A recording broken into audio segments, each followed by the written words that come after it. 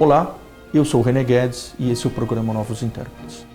Na entrevista de hoje vamos começar com o Dr. Osiris Silva, uma das pessoas mais importantes e uma das figuras mais históricas na história do desenvolvimento industrial e tecnológico no Brasil, que junto com alguns outros pioneiros participaram da fundação épica da Embraer, uma das maiores empresas aeronáuticas do mundo e hoje o orgulho genuíno da indústria e da tecnologia brasileira. Além disso, Dr. Osiris, durante a sua profícua carreira, desenvolveu importante atividade como presidente de empresas importantes, além da Embraer, a própria Petrobras, e ocupou cargos públicos relevantes, como ministro da Infraestrutura. Dr. Osiris, é um prazer e uma honra recebê-lo no programa. Agradeço a disponibilidade do seu tempo. Muito obrigado. Dr. Osiris, e uma história tão rica, é de se imaginar a dificuldade em resumir brevemente tantos feitos.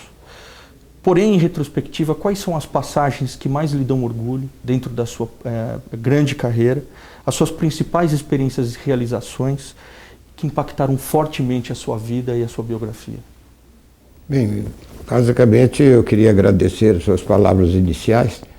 Eu gostaria de merecê-las. Na realidade, eu sinto que não sou tudo isso que você colocou, muita generosidade de sua parte. Mas para ir objetivamente na sua questão, eu diria que o momento mais relevante de minha vida pessoal foi o dia que decolou o nosso primeiro avião. Que é esse avião aqui? Que é esse avião aqui, que foi uma forma de, eu diria, um protótipo. Ele, na realidade, é uma prova de conceito, que nós precisávamos demonstrar que era possível fazer um avião de linha aérea que respeitasse os requisitos de linha aérea e que operasse de uma forma bastante simples em aeroportos pouco preparados, porque era um nicho de mercado aberto na época. Nenhum fabricante de aviões tinha pensado nisso.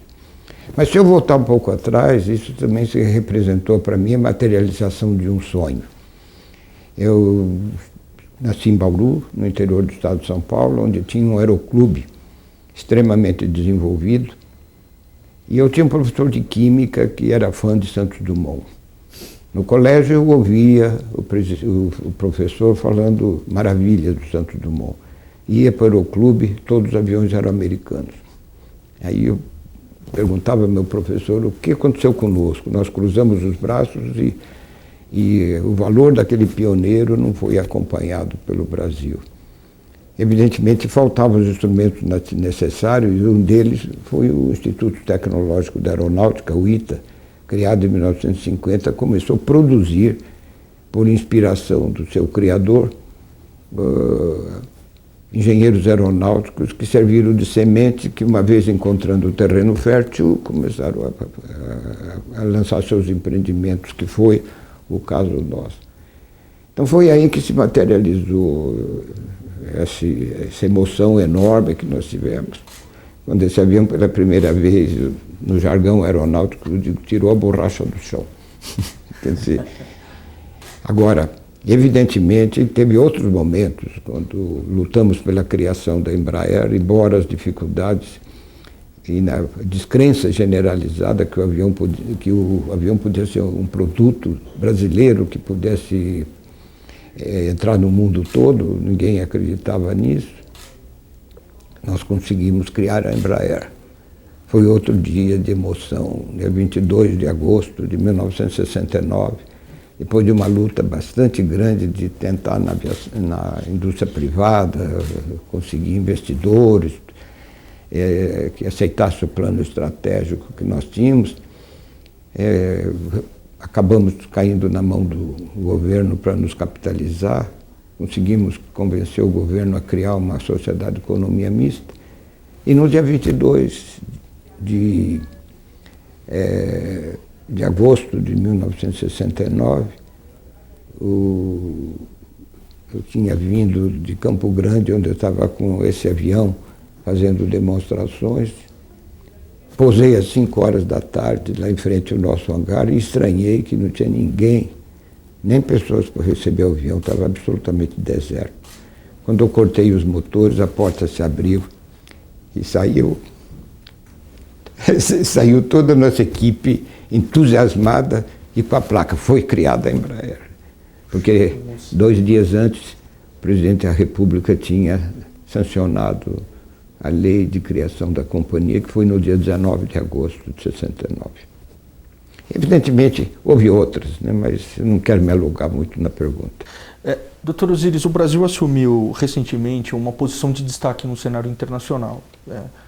Temos crescido nos últimos anos, mas é óbvio que existem gargalos estruturais, que conversávamos até mesmo antes da gravação da entrevista, e como a educação, por exemplo, que impedem um pleno desenvolvimento do país. E olhando em retrospectiva, tudo aquilo que o senhor viu e viveu no país nos últimos anos, nas últimas décadas, qual é a sua impressão sobre o nosso atual momento de desenvolvimento econômico e social e quais são as suas perspectivas para o país no médio e no longo prazo? Olha, eu diria que nós brasileiros temos o hábito do diagnóstico e da crítica. Isso prospera enormemente no Brasil. Mas eu diria que o Brasil, se não se posicionar, por exemplo, em enxergar as nossas deficiências como oportunidades, dificilmente ele vai decolar. Quer dizer, eu creio que nós estamos construindo, em função até dessa decadência da nossa imagem lá fora, nós estamos construindo uma enorme janela de oportunidades que precisamos aproveitar. Infelizmente, os nossos dirigentes maiores não estão enxergando esse futuro dentro dessa ótica. Preferem negociar o que está fazendo, colocar medidas de curto prazo, não produzindo planejamento de grandeza para nós chegarmos ao futuro. E considerando que o povo brasileiro, de um modo geral, dá ao presidente da República e ao governo uma credibilidade quase que limitada, eu acho que nós precisamos de uma atitude nova de governo. Nós vivemos agora, estamos antecipando até a corrida eleitoral que deveria ocorrer o ano próximo, 2014. Nós estamos, eu diria, não buscando um líder que possa fazer essa revolução mental e que se o presidente da República decidir fazer, ele consegue. Mas nós estamos procurando uma acomodação política para manter o status quo e não de fazer a modificação. De modo que, se você me perguntar o que nós poderíamos fazer, eu diria abrir os olhos e ver que num país continental, um país fabuloso como o Brasil, promissor em todos os aspectos, se nós olharmos isso como, não do ponto de vista que nós estamos em declínio, mas que nós podemos agora ter uma janela de oportunidades para colocar uma modificação de nível do país, acho que nós conseguiríamos. Bom, o senhor faz parte de uma geração heróica que levantou uma empresa do porte da Embraer. E o feito é ainda mais extraordinário, e também discutíamos isso antes da entrevista, se considerarmos que naquela época o Brasil não tinha recursos humanos e recursos materiais suficientes para a empreitada. Toda sorte de preconceito cercava a iniciativa brasileira de construir um produto de alto valor agregado. Aquilo era considerado coisas para americanos ou para nações mais ao norte do mundo. E vocês, sabendo dessas dificuldades, foram lá e construíram o que é hoje a terceira maior produtora de aviões do planeta. Então, evidentemente, poxa vida, toda sorte de dificuldades foram necessariamente vencidas nessa trajetória heróica. E eu gostaria que o senhor que o senhor compartilhasse conosco quais foram os grandes dilemas daquela época, que recomendações o senhor dá para empreendedores de coisas que ele deve fazer e coisas que ele fundamentalmente não deve fazer, no sentido de viabilizar os seus projetos, envolver as pessoas, engajar as pessoas naquele sonho e desenvolver projetos como a Embraer. Se nós olharmos o mundo hoje, nós temos que reconhecer que nós vivemos num mundo competente. Se tentarmos definir essa competência, nós vemos que é cultura, é conhecimento, e tudo com base em educação. educação aprimorada e generalizada, para criar o ambiente de uma sociedade criativa e de uma sociedade impulsionada com ideias para o futuro. No microcosmo que nós vivemos lá em São José dos Campos, em torno do Instituto Tecnológico da Aeronáutica, parece que isso, sob certo aspecto, foi conseguido, mas naquele microcosmo. Então, eu diria que tudo isso aconteceu por pessoas bem formadas, pessoas com cabeça olhando para frente, eu diria verdadeiros pioneiros e líderes que se somavam com uma certa quantidade lá. Eu tive a fortuna de liderar esse grupo todo, mas eu tenho que confessar que muitos dos meus auxiliares me superavam. E era gente de primeira, e sempre acreditando no possível. Quando as pessoas, muitas vezes, vocês estão se engajando em criar um novo modelo de avião, por exemplo, que é sempre uma discussão muito grande e que empolga uma companhia que está suficientemente motivada para isso, que era o nosso caso. Era, vamos dizer, gostoso de a gente ver como as pessoas reagiam favoravelmente aos desafios do futuro, embora muitas vezes não dimensionados. Para empreender precisa ter um pouco de prazer também, não é, doutor? Claro, claro. Quer dizer, porque eu diria que é muito mais que prazer ter paixão. Quer dizer, paixão pelo que faz. De modo que eu diria que eu tive a fortuna de ver isso se materializar. Quer dizer, desde a concepção do ITA, que o criador do ITA, o brigadeiro Casimiro Montenegro Filho, ele dizia que o Brasil só fabricaria aviões se antes fabricasse engenheiros e técnicos. E dizia também que o ITA não deveria simplesmente informar os engenheiros, mas tinha que formá-los também como cidadãos válidos e participando da vida das nações, e um olho para o futuro e acreditando que esse futuro pode ser materializado.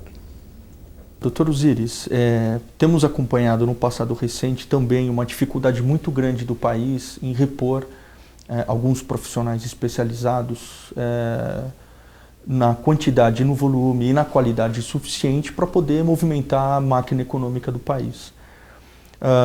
E as empresas sofrem do mesmo problema hoje. É muito difícil você repor pessoas especializadas nas suas competências e tecnologias e líderes, uma vez que eles saem, ou para outros concorrentes, ou mesmo se aposentam. Na sua opinião, qual é o dever e responsabilidade de um gestor no sentido de preparar a sua organização para uma atualização constante do seu corpo de executivos, preparando, evidentemente, as novas lideranças que vão conduzir o negócio no futuro, e que cuidados um executivo deve ter fundamentalmente para que o negócio não passe pelo problema que algumas empresas têm passado, no sentido de um déficit crônico de pessoas que possam liderar e executar os seus processos mais críticos já agora no presente. Embora a qualificação dos colaboradores seja absolutamente importante, se nós olharmos do ponto de vista empresarial, é muito cara a disposição da empresa de custear a educação e a formação dos seus colaboradores.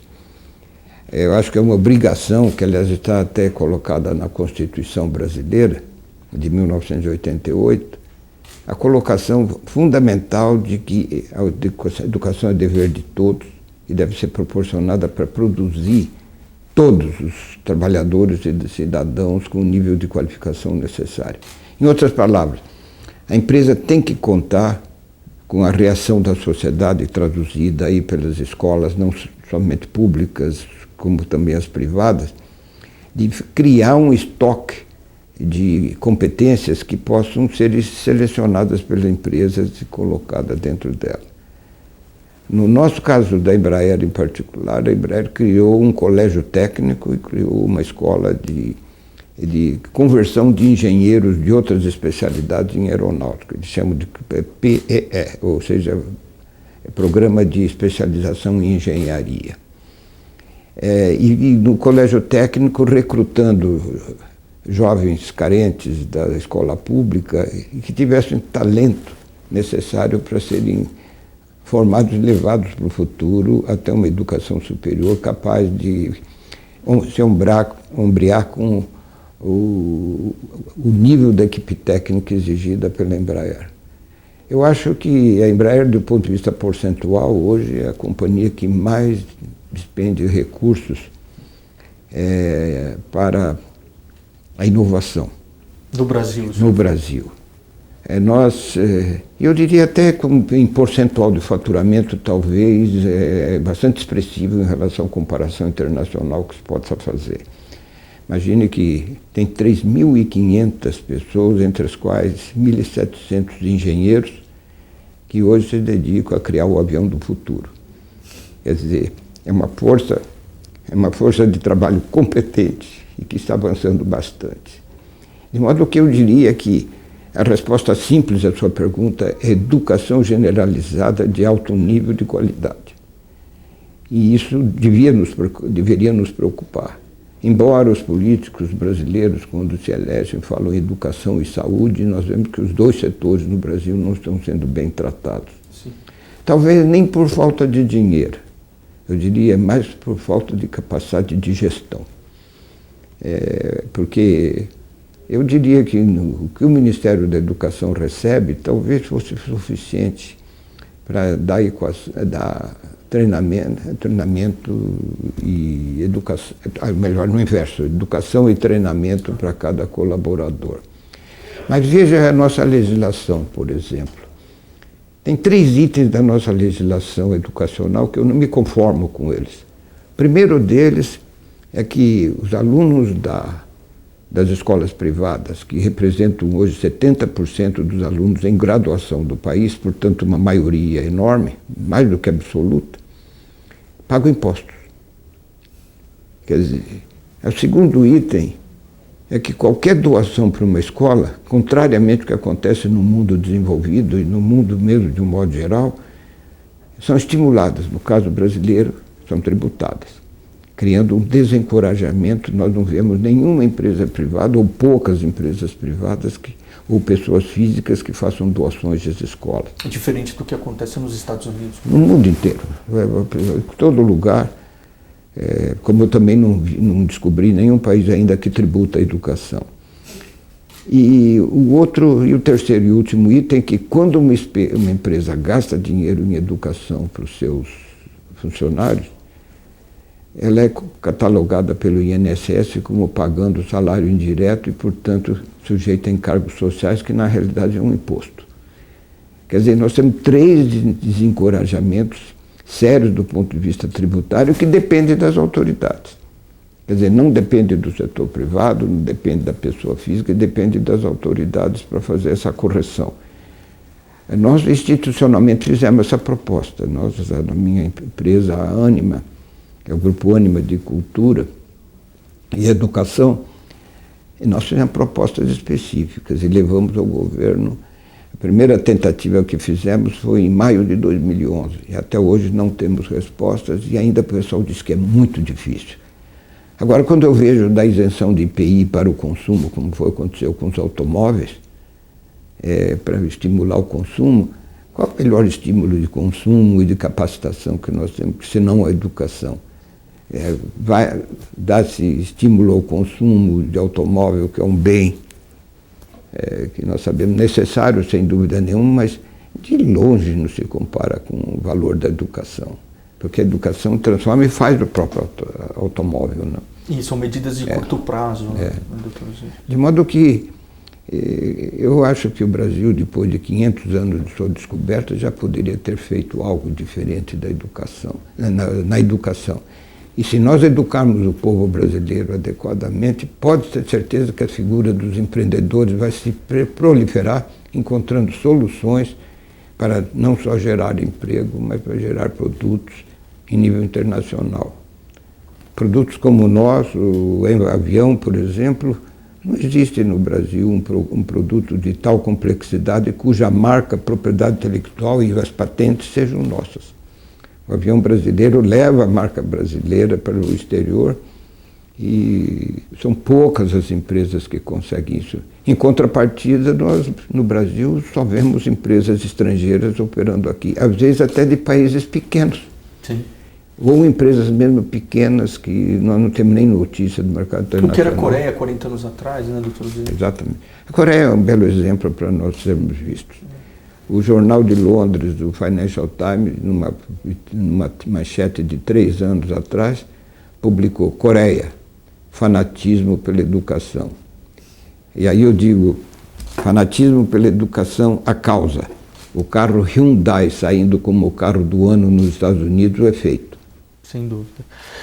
E na sua última resposta, doutor Osíris, o senhor mencionou muito bem que talvez o problema do Brasil, no que diz respeito especificamente em relação à educação e saúde, não seja a escassez de recursos. Talvez a gestão da coisa pública, a gestão dos recursos por conta da ineficiência da gestão da máquina pública. O senhor, com uma vasta experiência administrativa em empresas públicas e privadas, também atuando no momento específico da sua carreira como um ministro de Estado importante, o senhor acredita que o poder público seria beneficiado com práticas de gestão que são hoje executadas e conhecidas e professadas pelo mundo privado? E o mundo privado poderia efetivamente ajudar a máquina pública, ajudar as estruturas governamentais no aumento da sua eficiência da gestão? Não tenho dúvida, porque se nós olharmos os países, em particular os emergentes, não vamos falar dos países desenvolvidos, tipo China, tipo Índia, Coreia do Sul, mesmo Tailândia, Malásia, coisa dessa natureza, nós vemos que esses princípios foram aplicados. E a aplicação desses princípios resultou numa diferença bastante grande, somados com um item que você mencionou, posicionamento do governo em relação ao setor produtivo. Há uma cooperação muito grande nesses países. Propositiva. Entre o poder público e os geradores de riqueza, vamos dizer, para não falar de todos os cidadãos.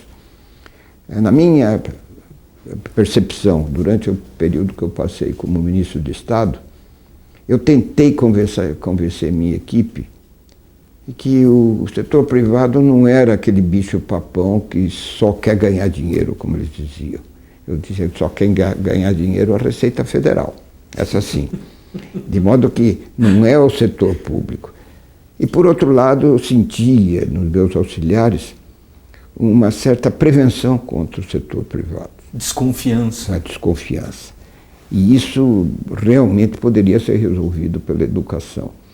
E talvez, como no caso da presidência da República, se nós tivéssemos um líder capaz de pensar nisso, porque eu dizia sempre para os meus funcionários do Ministério que eles não eram simplesmente servidores públicos, eles eram servidores do público.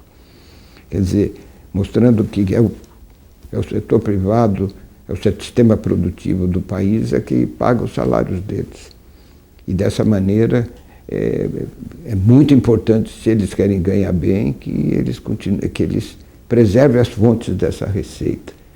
Mas não tem na cabeça deles, não tem, em geral, não vou dizer que não tem exceções, mas não tem esse tipo de percepção. De modo que eu vejo, de um lado, o que eu chamei de educação de qualidade, que pudesse resultar numa realimentação dos quadros do governo que pensasse diferente e nós pudéssemos estabelecer uma cooperação, compreendendo que essa cooperação é absolutamente fundamental. Se olharmos para os Estados Unidos, que é um exemplo sempre puxado aqui no Brasil, nós vemos que isso funciona extraordinariamente bem. Não existe essa centralização. O povo americano não vai a Washington para resolver negócios, né? Quer dizer, no entanto, aqui nós somos obrigados a ir a Brasília para resolver nossos problemas e quase sempre sem êxito. Dr. Osíris, durante a nossa conversa, mesmo antes da gravação, ficou muito claro a importância do Instituto Tecnológico Aeroespacial para a formação de engenheiros, segundo até os desígnios do fundador do ITA e do CTA, do Centro Tecnológico Aeroespacial, o Brigadeiro Montenegro. como fator crítico de sucesso para que um dia o país tivesse condições de criar empresas como a Embraer. Então, o caso que o senhor disse muito bem na resposta anterior, da parceria quase natural que existe entre o setor produtivo e o centro intelectual pensante que produz tecnologias e ideias, que basicamente está no centro universitário. Então existe uma parceria muito grande entre o centro acadêmico e o setor produtivo. E isso é comum em países como os Estados Unidos, a Coreia, o Japão, até a China. No Brasil existe uma dificuldade muito grande de associação entre o setor produtivo e o mesmo centro acadêmico. E o senhor, que tem uma vasta carreira acadêmica, formado talvez na escola de engenharia mais importante do Brasil, talvez do Hemisfério Sul, e hoje reitor de universidade, como o senhor enxerga essa dificuldade de aliança estratégica entre o setor produtivo e o meio acadêmico e o que poderia ser feito no sentido de aproximar esses dois agentes?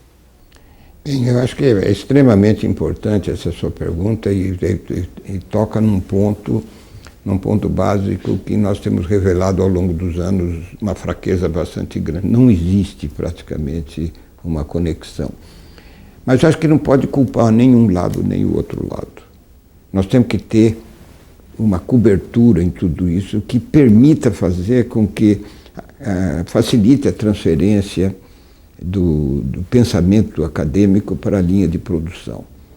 Porque se nós olharmos uma fábrica que está lançando, uma fábrica inovadora, uma companhia que inove, que lance produtos novos, ganhe competição, como é o caso que a Embraer está realizando no mundo hoje, note que a colaboração com o ITA, que é bastante intensa hoje, tem uma cobertura da Força Aérea.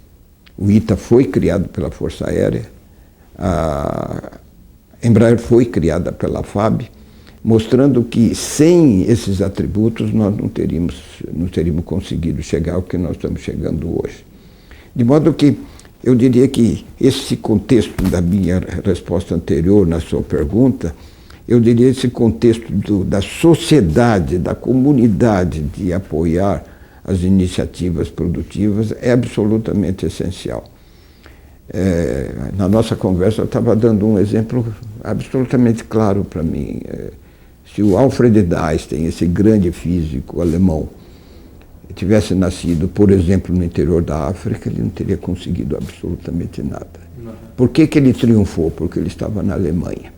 A Alemanha tem uma sociedade desse tipo que apoia. No nosso caso da Embraer, nós tivemos a Força Aérea como órgão de governo, quer dizer, então nós podemos até generalizar isso, dizer que era o governo cooperando conosco. Quer dizer, então dessa cooperação nasceu a empresa que você diz extremamente admirada no país pelo que ela conseguiu realizar. Mas não foi simplesmente a empresa, não foi simplesmente a liderança das pessoas que estiveram na empresa ou a capacidade técnica, não foi simplesmente o ITA, porque tudo isso teve origem no mesmo foco. Quer dizer, era o governo atuando, evidentemente, no braço da Força Aérea. E uma coisa extremamente importante, a Força Aérea forma muito bem o seu pessoal. Mesmo nos momentos de crítica, momentos críticos de corte de orçamento, tudo isso, o único setor que não sofre na Força não tem a capacidade operacional da Força. Para formar os técnicos e especialistas que precisa. De modo que aí nós reunimos a fome com a vontade de comer, né? Nós tínhamos o arcabouço que nos apoiava e esse arcabouço que apoiava faz muito bem o seu trabalho. Dr. Osiris, uma preocupação recorrente do universo empresariado que nós da consultoria temos notado com especial urgência nos últimos tempos é a preocupação premente dos executivos e dos empresários, dos homens de negócio com a gestão dos riscos. Ou seja, óbvio, é uma preocupação que sempre existiu no empreendedorismo. E vai existir. E vai existir, e hoje, talvez pela sensação de crise no mundo, existe uma preocupação adicional na previsibilidade e nas medidas que tenham sentido exatamente de mitigar os riscos, impactos oriundos da matriz de risco. O senhor que foi presidente de empresas importantes, como a Embraer, poxa, eu imagino a matriz de riscos da estrutura industrial e de operacionalizar um avião, de uma Petrobras, todos os riscos ambientais e industriais envolvidos na operação complexa como a Petrobras. Como o senhor enxerga a necessidade de uma empresa investigar com muito cuidado a sua matriz de riscos e quais são os impactos de uma política empreendedora que não olha para a matriz de risco à luz da sua importância? Bem, o que eu diria é que o Brasil tem uma dificuldade bastante grande. Nós enxergamos os riscos como curto prazo. Não temos cacuete de planejamento. E a produção de produtos complexos de longo ciclo de maturação é um risco de longo prazo. Isso não está se casando no Brasil, porque o investidor brasileiro, sobretudo da área financeira, se possível quer não investir nada e ganhar bastante, e a curto prazo. E pagando juros extremamente elevados, né? Como sabe, ainda nós temos, em que pese o esforço feito nos últimos tempos, nós ainda temos juros mais altos do mundo. De modo então, se o risco assumido pelo investidor é de curto prazo, como que equacionar o problema do risco de longo prazo? Produzir um avião, por exemplo. Um avião desde o zero, no meu tempo, tinha de 10 anos para nós chegarmos ao produto final, colocado no mercado. 10 anos de concepção de projeto. 10 anos de concepção de projeto, de lançamento da produção e de colocar o produto no mercado. Hoje já se reduziu para 6 ou 7 anos. Quer dizer, é uma redução substancial, quase a metade. Então, o que acontece, mas o problema ainda existe. Quer dizer, engajar equipes técnicas. Eu estou me referindo mais a produtos complexos, que de qualquer maneira pode embutir também alguns produtos mais simples.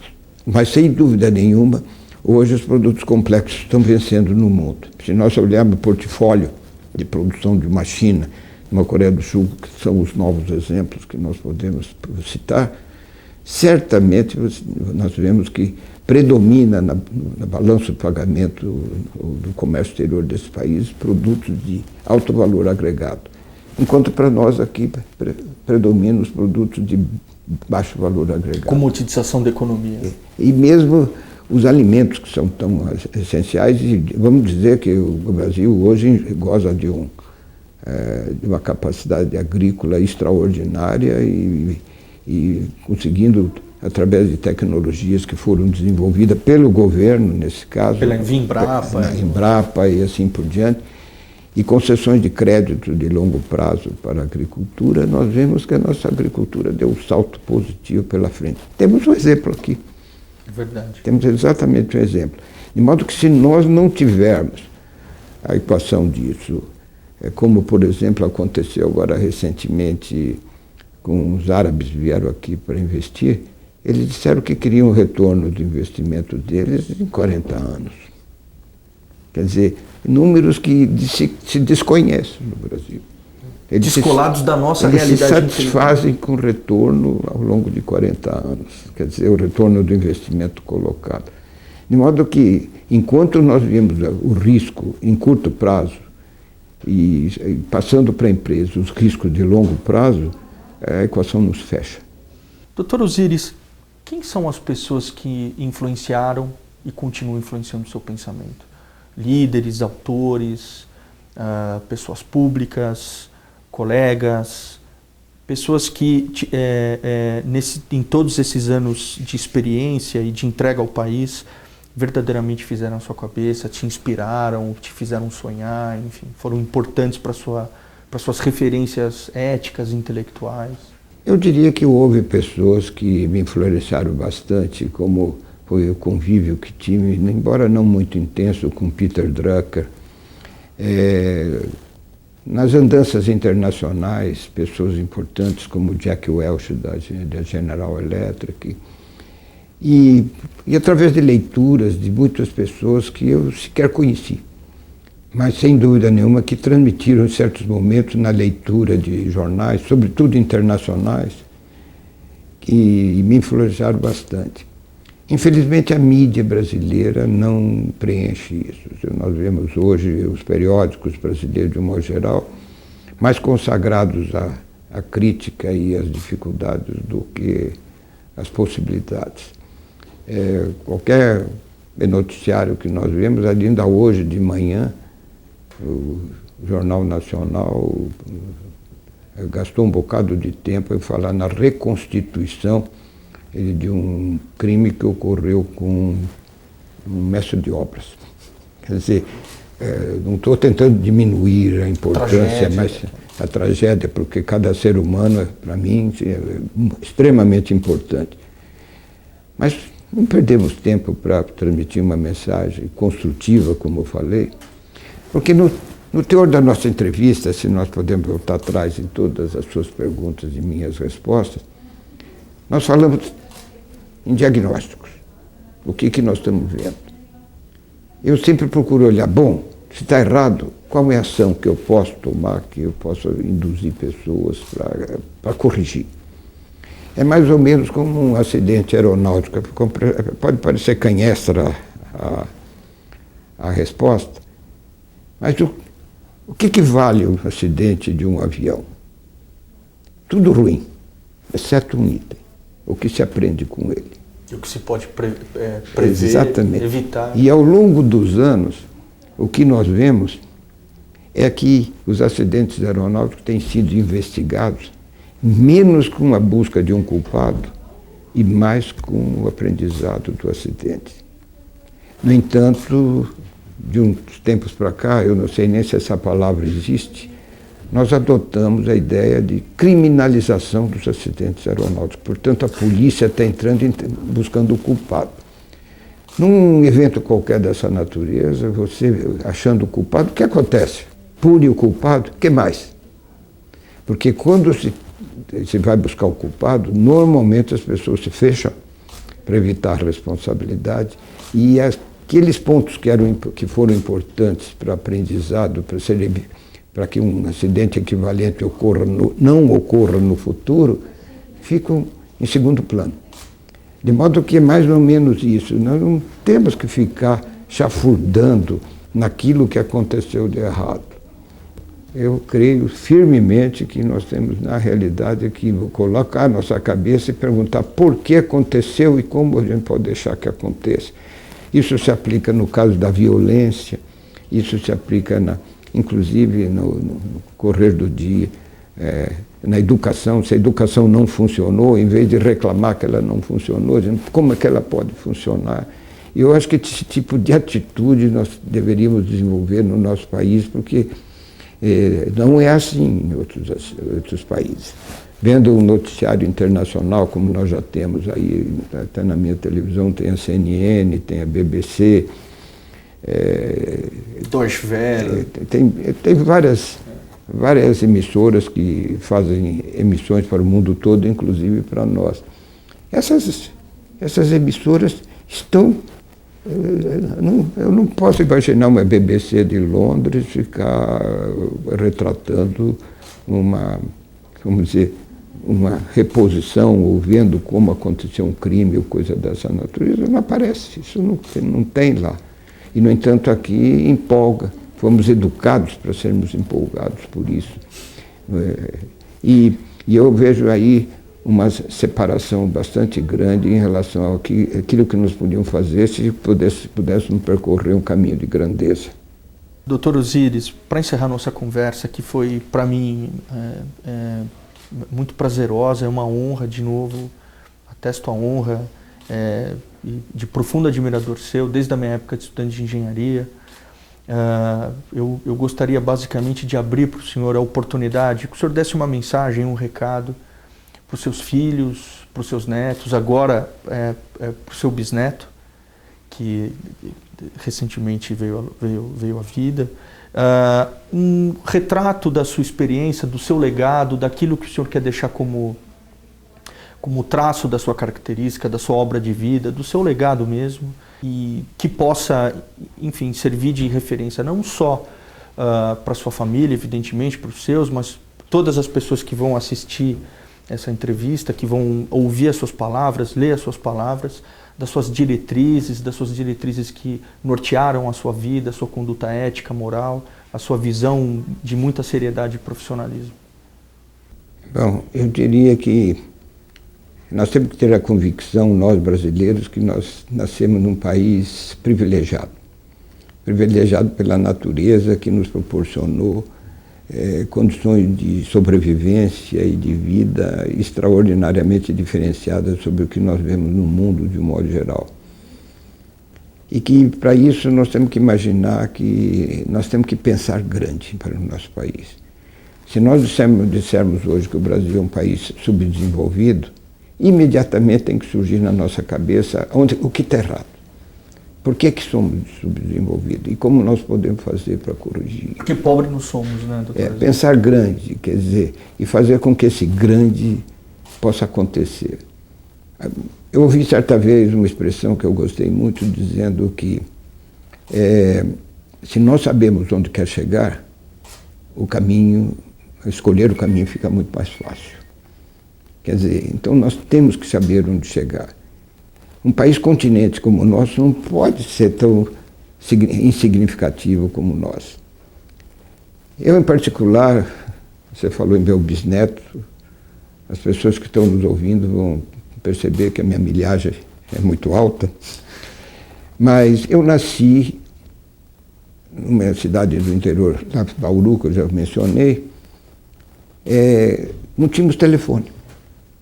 Só se podia falar numa central telefônica, num lugar qualquer lá da cidade. E muitas vezes pedi uma ligação para São Paulo, a telefonista disse, só daqui a 2 dias.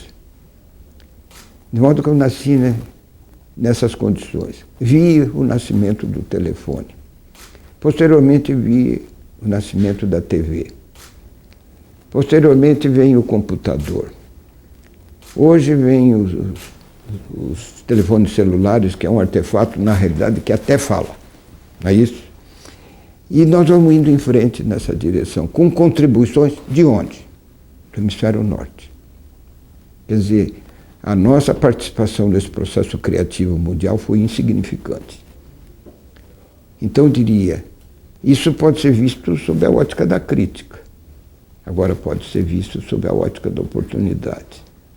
Então, eu diria que cada um de nós, dos brasileiros, nós devemos partir para isso, se puder, de uma educação que nos dê a competência necessária para pensar nisso.